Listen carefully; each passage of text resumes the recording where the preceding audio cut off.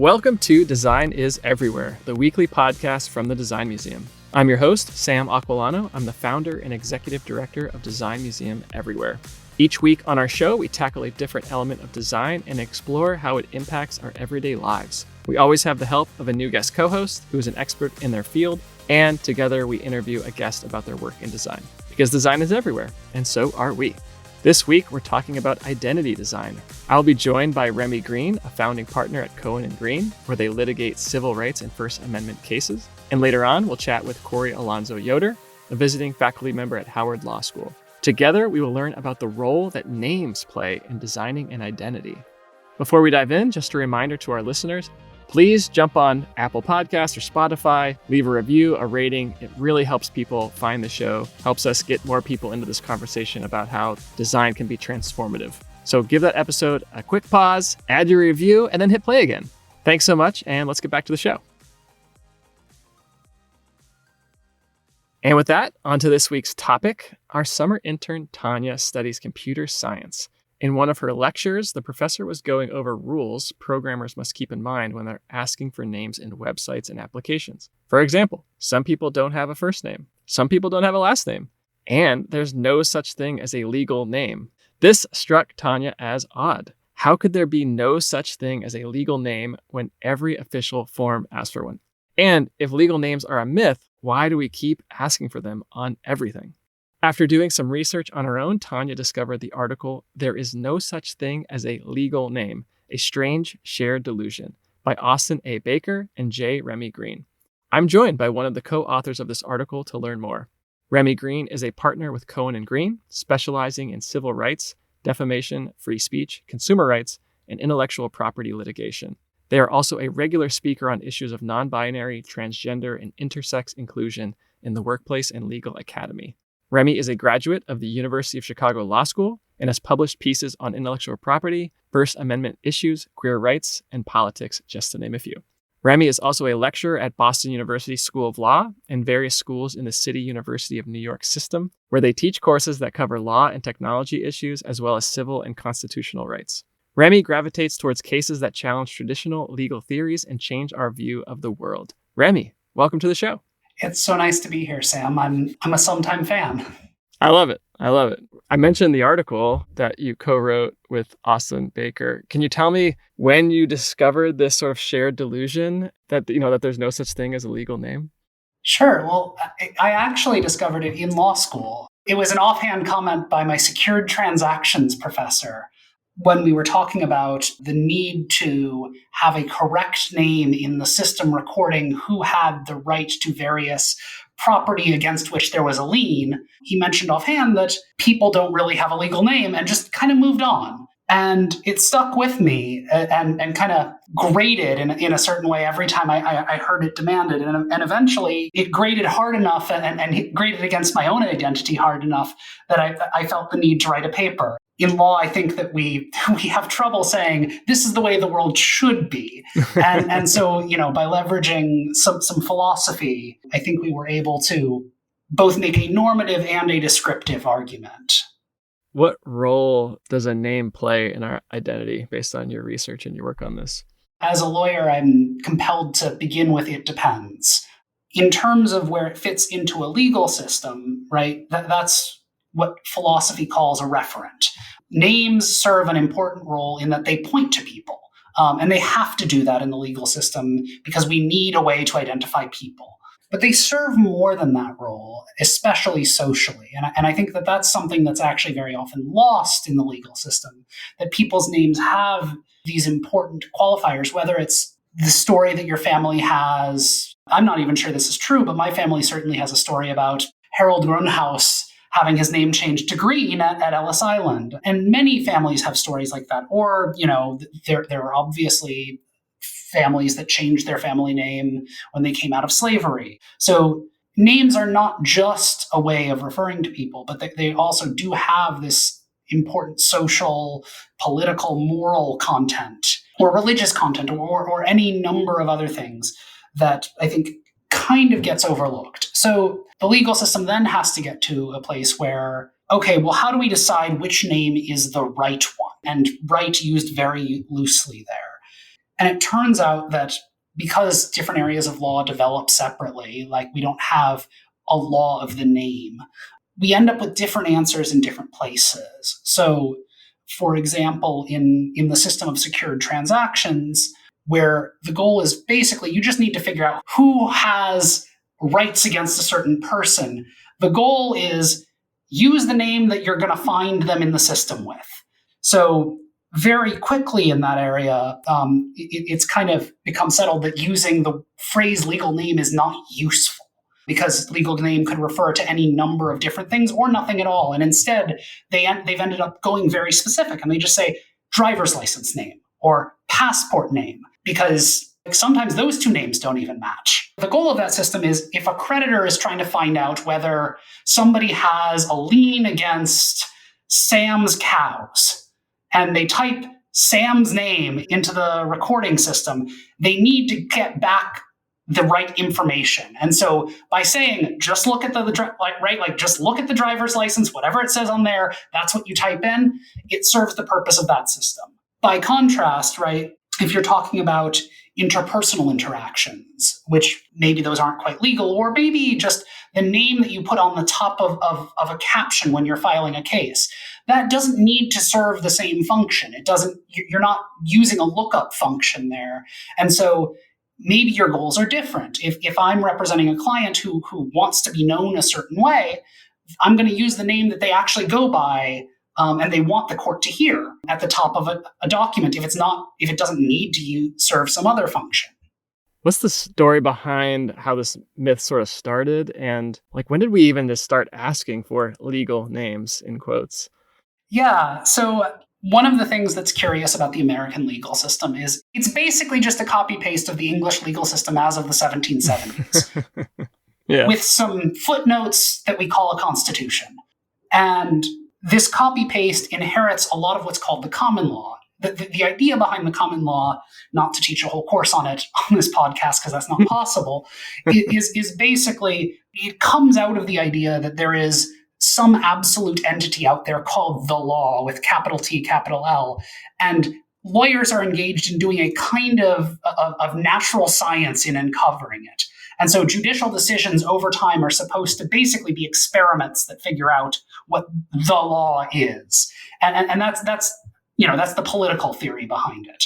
Not really that great an idea, but as a system, it works because, and we still use it because it's a good way to kind of have modesty in your individual judges and have consistency over time, which is a value in any legal system, and predictability. So there is this thing that kind of before the modern identity state, we had these things called common law names, just like common law marriage, common law, et cetera, et cetera. If you went by a name in your community, that was your name. It was almost magical, right? By uttering it, it became so. Traditionally, that has been viewed as working. And at the time the United States copied and pasted the English legal system, that was the law. And so we then copied and pasted that. We inherited common law names in every state but Louisiana, because Louisiana isn't a common law state. And that takes us to the 1900s, at which point, slowly throughout the mid-20th century, late 20th century, and especially early 21st century, identity documents really exploded, and the administrative state exploded, and we had all of these needs for recordation of various things. And along with it came this, I think, assumption that people had one correct name and that should be the same name on every single document. But it's just an assumption, right? Now, with the Real ID Act and all kinds of post-September 11th stuff, you have, in some ways, something putting that system into effect. But of course, none of that overwrites the law of the states, and most states have statutes that courts have said, rather than supplanting the common law system, merely provide an avenue to formalize your common law name change. And, I think everyone knows, basically, if you get married, for example, you change your last name. You don't really have to do much with it. It just happens when you get married if you choose that it happens. And that's the same kind of common law name change as, say, starting to go by your middle name or starting to go by a different name in your community. It's just become a lot harder to change it on identity documents. There's one case that we talk about in the paper where somebody, sometime I think in the 70s, just went into the Department of Motor Vehicles or Bureau of Motor Vehicles, whichever the relevant state called it, and got an ID that said Santa Claus on it, said he was born on December 25th, 1900. And the case is, eventually, once the state adopted Real ID, he got arrested and criminally charged for presenting false identification when, the state had issued it and had been renewing it since the 70s. Luckily, Santa Claus was exonerated, and we did not decide to throw Santa Claus in jail. But I think it really highlights there that there is this difference between the way we've done things and the way we kind of, in the back of our heads, assume that the system exists and works. Does everyone have the right to design their identity? Again, thinking of all these sort of bureaucracies and systems that we're living in. Yeah, and I'll have to it depends you again. I think as a normative matter, in the paper, we certainly argue everyone should, with some exceptions and some footnotes and some, well, maybe everyone should. By and large, I also think that everyone does. There's a series of cases, all by the same plaintiff, in series that we cited in the paper, where this one guy, he names himself a number of things. Initially, he tries to change his name to Variable, and the court says, we see what you're doing. Your name is Variable now, but that doesn't mean you're allowed to vary it. He then goes back and changes his name to Fuck Censorship. And they grant that. I think there are like 4 or 5 different reported cases for this one person changing his name and saying, I have the common law right to change my name. I've told people in my community this is my name now. And so, as a descriptive matter, I think there is a lot of right to do it. Whether the world is actually reactive to that right and how much effort you have, right? I think in the American legal system, unfortunately, a lot of rights exist to the extent you're willing to pay for them to exist. Mm. And unfortunately, I think for name changes and this kind of name content, that is sometimes how the best way to express the answer to your question. Yeah, paying with time and money. Yeah, so interesting. Remy, this is great. I really appreciate you sharing your expertise and all the research you've done on this. Thank you. Listeners, to see more of Remy's work, visit femlaw.com. We'll post a link. And Remy, please stick around and we'll bring Corey Alonso Yoder into the conversation after a quick break. The time has finally come. We're so excited to announce that we have brought back in-person exhibitions. So if you're in Massachusetts, check out our traveling We Design exhibition at Montserrat College of Art, now on view through November 18th. And that's in Beverly, Massachusetts. We Design features career stories of designers from a range of backgrounds and across industries. As one of our core programs, We Design emphasizes the need for more racial and gender diversity in the design and innovation fields. You can check it out in person at Montserrat, or you can visit the exhibition online. There's a link right on our homepage. So check out We Design, People, Practice, Progress.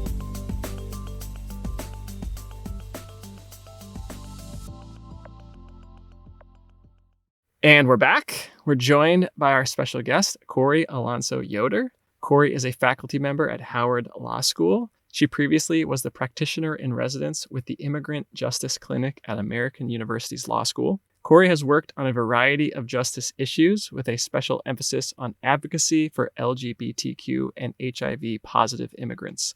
In her work to promote immigrants' rights, she has collaborated on transnational labor policy and worker outreach in central Mexico, as well as provided legal orientation and advice and counsel to inmates in U.S. immigration detention facilities.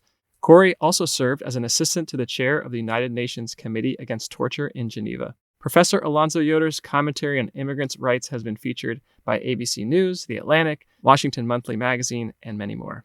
Corey, welcome to the show. Thanks, Sam. It's great to be here. Thanks for having me. I'd love to start, if you could share with us how your work intersects with that whole idea of identity.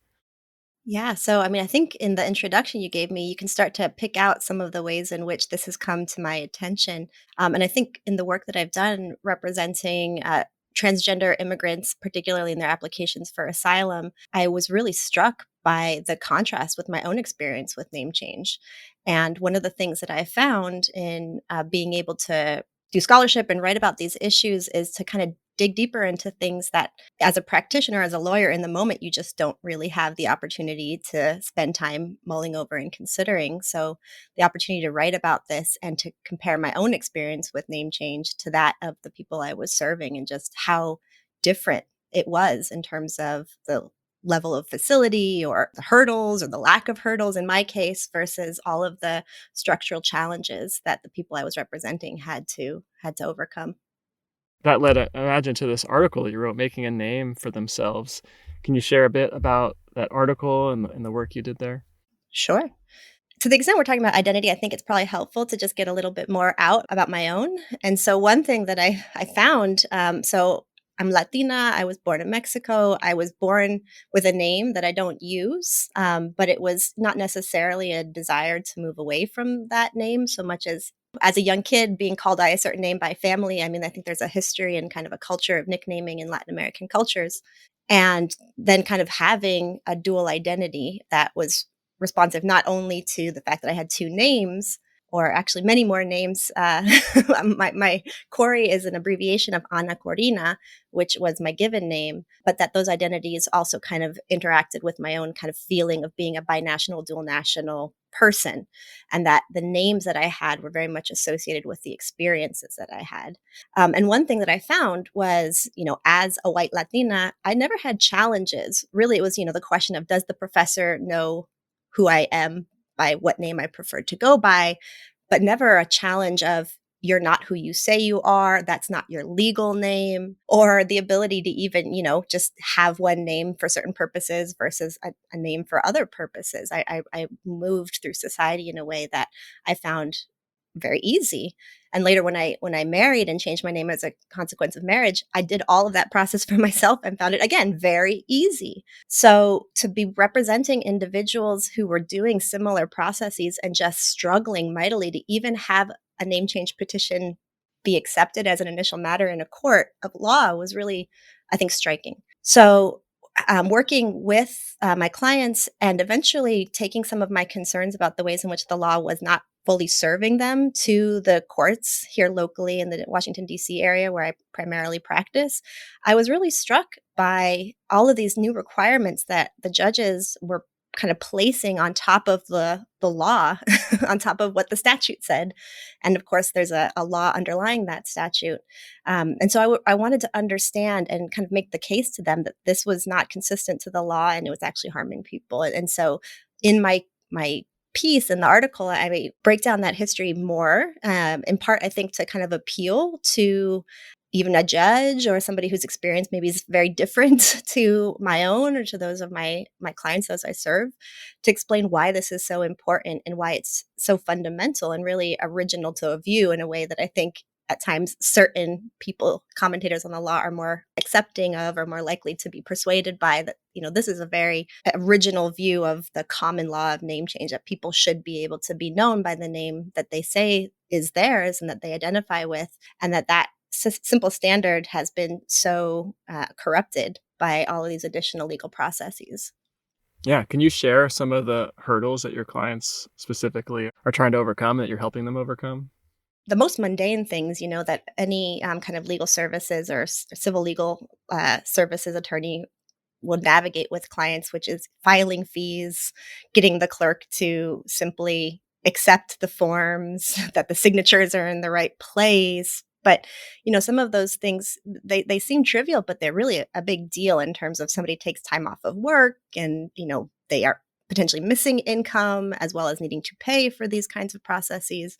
So all of that kind of, miscellaneous things that are always at issue when you're talking about questions in poverty law. But particular to the experience of some of the individuals that I was serving are these requirements over and above the existing requirements for name change petitioners based on their immigration status. So, for example, like of all of the challenges that my clients experience, one of the most pervasive and one of the most stifling to their desire to change their name was that they had to notify Immigration and Customs Enforcement in order to proceed in the District of Columbia with a name change as a non-citizen. And so you can imagine how troubling that would be to somebody, even people who are not, who are documented, who are in lawful status. So one of the things I've encountered in my own practice, right, is you have these legal requirements that are grafted on, that are actually legally grafted on. And then you kind of have judges that just do things, right? So there's a judge in New York, at least until the most recent change in our name change law, that he would just say, I require publication. There's a statute that says that there are reasons you exempt cases from publication, meaning you have to publish the name change in order for it to be effective, but he literally never granted it and said that he didn't. One of the things that I assume drove us both to write on similar issues is these kinds of things that don't match what at least appellate courts say the law is. And I think we both came to a similar answer, which is scholarship. So I'd be very interested to hear you say how you landed at scholarship being the right answer, because it's a weird place for me as a litigator to land, and I'm not sure why I landed there. Well, I think one of the things for me has been just almost like a know your rights type aspect of this work. And so, for me, the scholarship is an approach in part because I'm teaching and I've taken a lot of my experiences. I've worked as a clinical educator, so continued to be in practice, but trying to create some bridge between what's happening on the ground to how people who develop the law and think about the law and have input on how the law would reform or change or move, can try to understand how things are actually playing out in practice.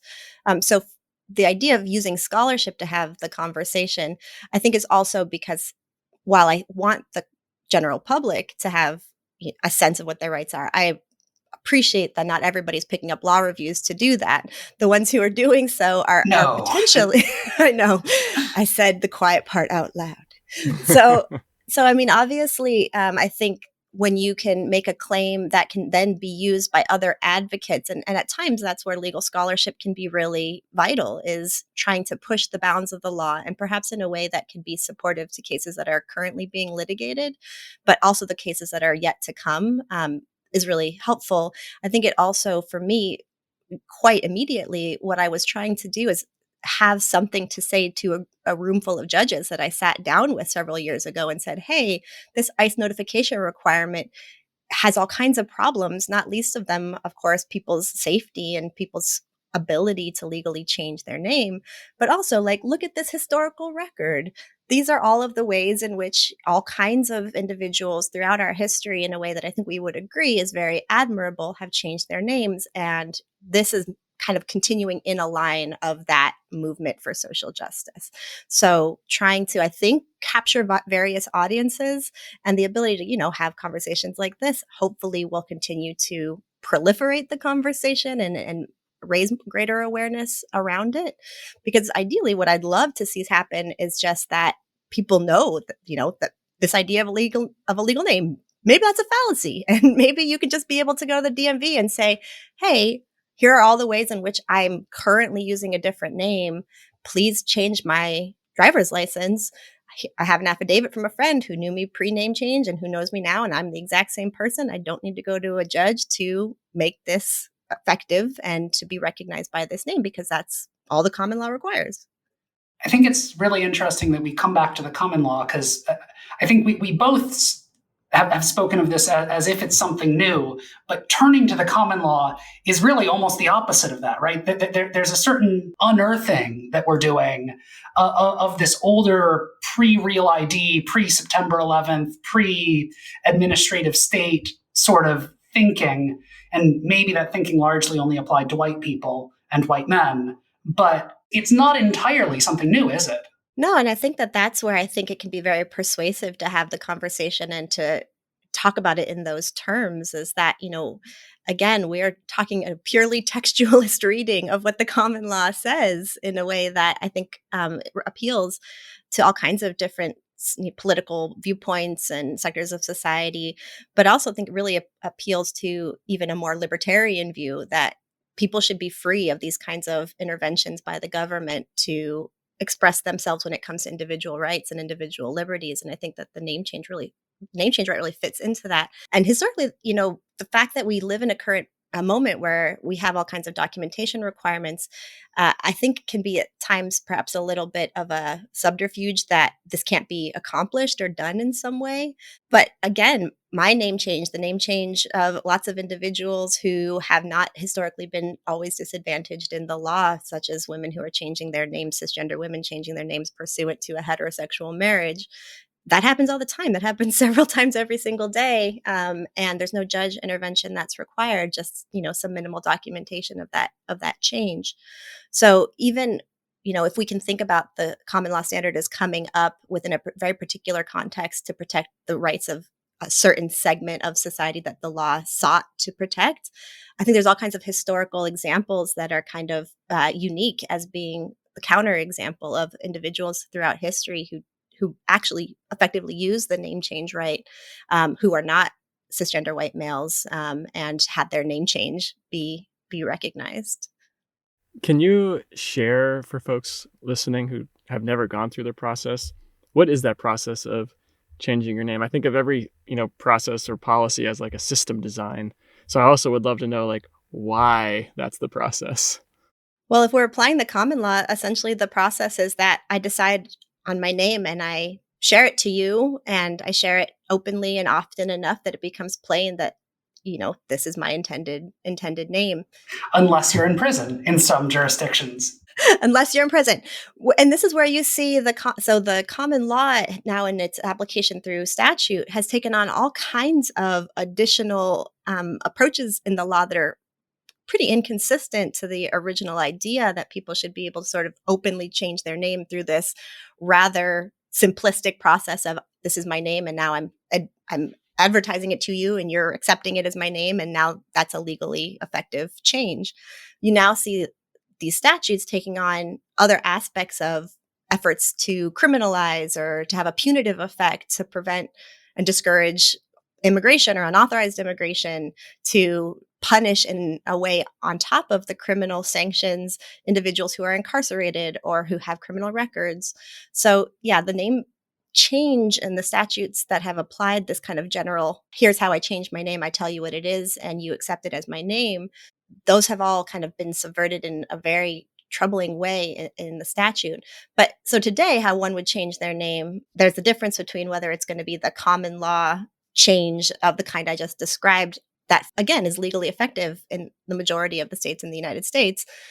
But the way in which, for example, I changed my name when I married was I got a marriage certificate as a result of being married, and I showed it to the DMV, and I showed it to Social Security, and I showed it, to Passport Agency, Department of State, and I filled out an application and I said, this is my name.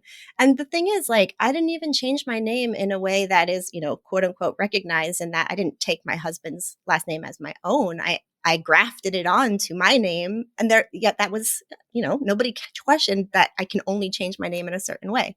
So that's simply an application of how common law name change would apply, and I think most often does apply in the modern context.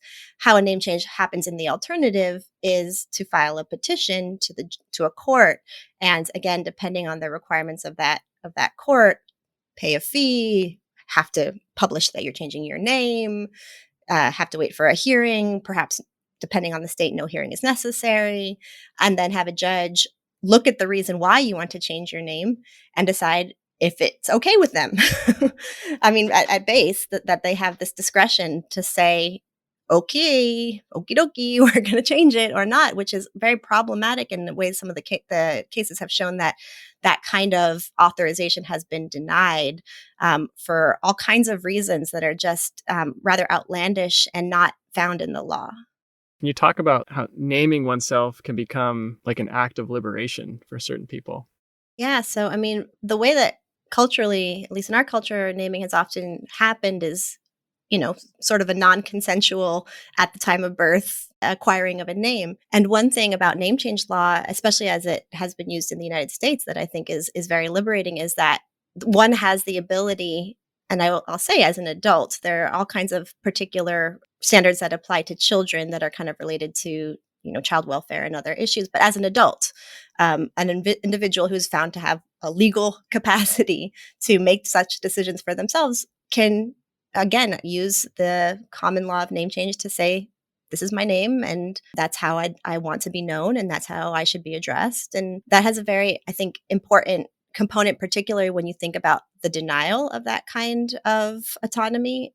And especially when you think about the ways in which the forced conference of a name has at times been very oppressive. And one of the things that I talk about in the article is the particular way in which cultural mentality associated with colonialism and conquest has created this problem of forced naming in a way that disregards the autonomy and agency and very existence of individuals by this kind of forced state dubbing of a name.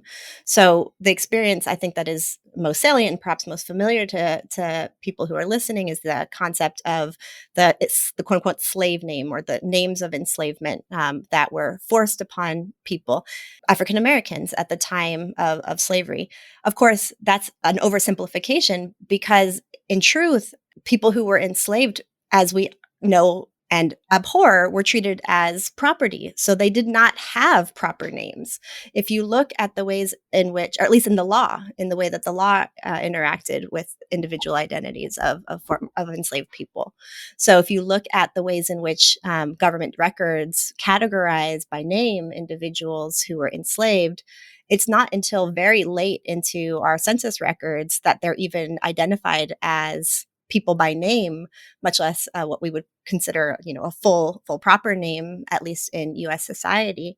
So part of the project of emancipation and of achieving full citizenship rights post-Civil War was this large project of having registration with the government by a name that formerly enslaved people could choose for themselves. So I think that that's a particularly salient anecdote of how naming is connected to concepts in emancipation and liberation. Mm-hmm. Yeah, wow. Thank you for that. What about the digital aspect of all of this, of like digital identity, and I'm online, I can be whoever I want? Does that add complexity or does it add richness? Is it both? It certainly depends. I think one of the issues, and certainly this exists when you're filling out forms on paper, but it's even more so when you're filling out anything online, right? If a designer does not anticipate the different ways a name can be shaped, whether it's, a name must have a minimum of 3 characters. Some people have names that have 1 character, or I'm sure Corey has encountered her last name being too many characters once or twice. A lot of forms, you have to swear things are true when you're filling them out, especially when they're government forms. And sometimes there's not a true way to fill out a form. And that's a huge problem, right? Because that's a crime, as Corey was saying earlier, right? A lot of things around names are criminalized in a way that falls on a certain subset of populations. So if we're talking about the digital era and kind of the way we put names online, there are a couple things worth mentioning. One, right, like it's difficult to interact with the system. But 2, as you identified, Sam, I think there's a possibility that people end up with far more legal names than they might have before. And one thing that's always interesting to look at is indictments of hackers, because they'll be like a page long with all of their aliases. I actually just rewatched Hackers with a partner. So I've got Zero Cool and Crash Override and Acid Burn in my head. But like those would have been less like, right? If you indicted him, it would have been AKA Zero Cool, AKA Crash Override. And it would have been important to the government to have identified all of those. And so I think in a sense, even though they're just listed as AKAs, those are that hacker's legal name. I love the example in my not cool own personal example, like filling out a mortgage application and getting, again, because it's not even just names that I have held myself out as, but any iteration of, again, throughout my life, even prior to marriage, I had a hyphenated last name. So I've, between some people choosing just the first part of the hyphenated last name and the second part, my mortgage application was like a full paragraph of all of the aliases that they had found in doing a credit check on me. And I was like, wow, these are even things that, they would, as Remy said, be considered my legal names, even if they're names that I hadn't, fully endorsed and held myself out as constantly. But I think one thing that is really fascinating, and I think underscores the importance of an individual's right to choose their name and to be recognized and known by that name, is we're kind of moving into a place where naming is not necessary to, at least on the part of the state, to know how to locate people. That's probably terrifying, but I think it's the reality. When I think about my clients, for example, and part of the challenge that, I encounter especially when I'm talking about immigrants, this concept of being documented or undocumented and, what documents count. Increasingly, my clients are being forced to provide biometrics, right? Like iris scans and fingerprints and photos and all kinds of things that will not change over their lifetime. But so again, this idea of how all of these technologies impact and how they perhaps are resonant with the concept of a person's ability to design their own identity and to have agency in that, I think it just further underscores how important it is that people have that right and have that individual liberty, maybe especially in an era where the state has so much power and so much ability to restrict our individual liberties due to technology. Your name is one aspect of the way in which you design your identity, and the fact that we have a legal system that should allow a more flexible approach to that, I think is really important and really interesting about US law as an example. Yeah. Oh, no, that's great. Thank you both. And Corey, thank you so much for being here and sharing your experience and expertise. It's been great. Yeah, it's been a pleasure. Thank you both. Thank you, Remy. Thank you, Sam. Thank you, Corey. Listeners, to see more of Corey's work, you'll have a chance to read her paper, Making a Name for Themselves, in Rutgers University Law Review paper next year. And you can see that at rutgerslawreview.com.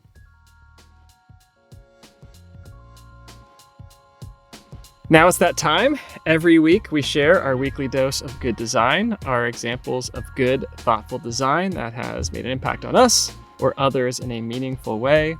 I'll go first. I'm going to share a whole line of toys that I just love, and then my kids have a bunch of them. And thankfully, you have kids and then people buy you toys and you're like, we don't need any more toys. But this company called Green Toys is so amazing. They are all made in the United States. They're made out of recycled milk jugs. And that's a great story and really cool. I just want to talk about just the design of them overall. They take a boat or a big ditch digger, even they have a ferry. There's all vehicles. My son's really into vehicles, so that's why.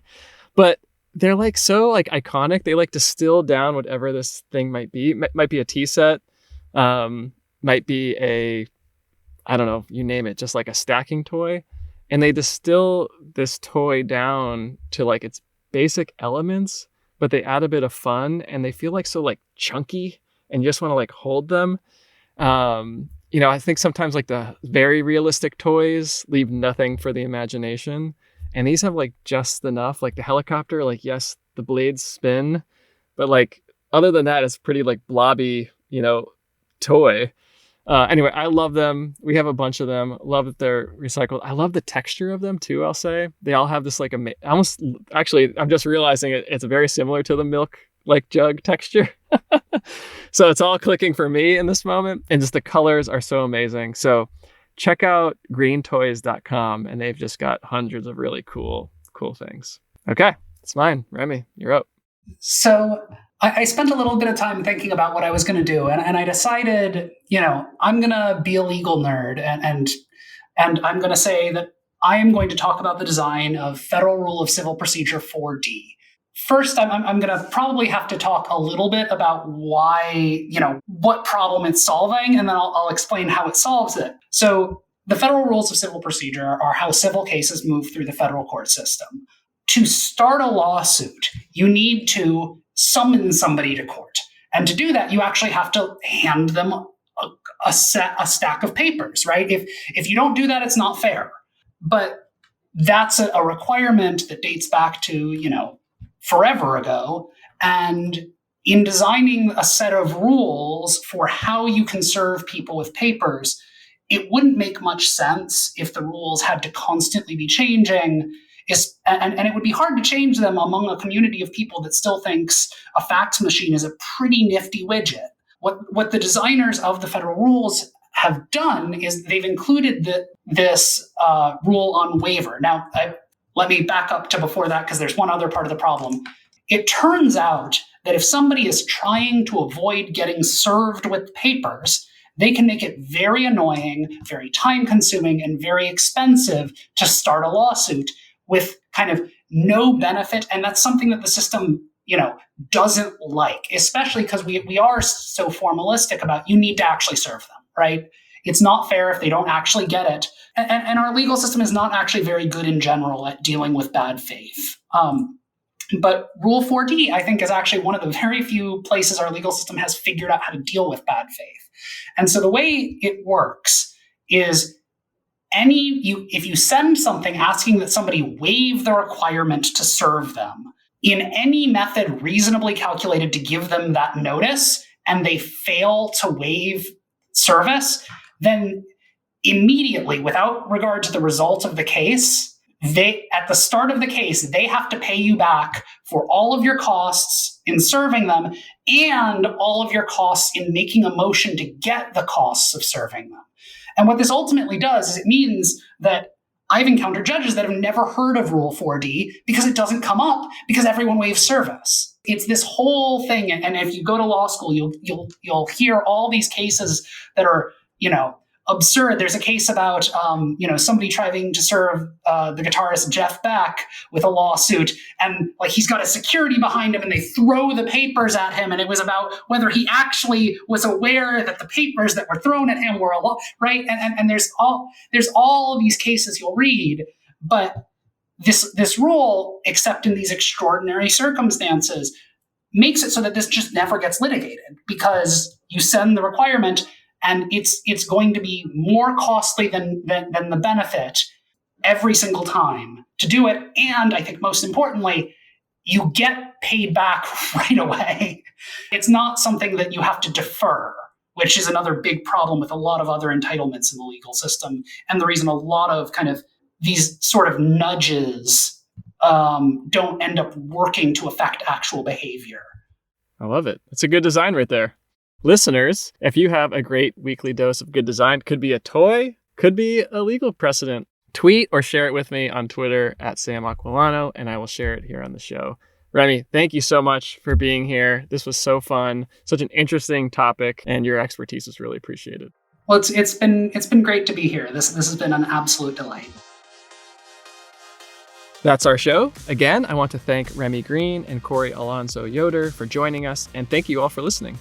We'll post links to the resources and articles we discussed today on our episode page. Visit designmuseumeverywhere.org and click on podcast. And you can find us on social media.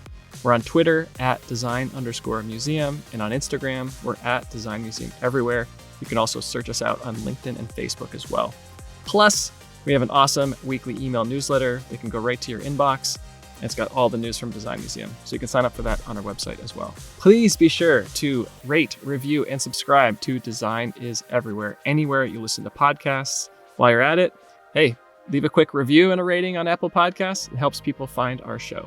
This episode was written, edited, and produced by Amor Yates and Tanya Chavla. Tanya was our summer intern, and this was her pitch. This was her idea for an episode, and it was so great, Tanya, so thank you so much for being part of Design is Everywhere. Our theme music is Orange Sunset by One Wave. For the whole team here at Design Museum Everywhere, thanks for being with us, and we'll talk again next week.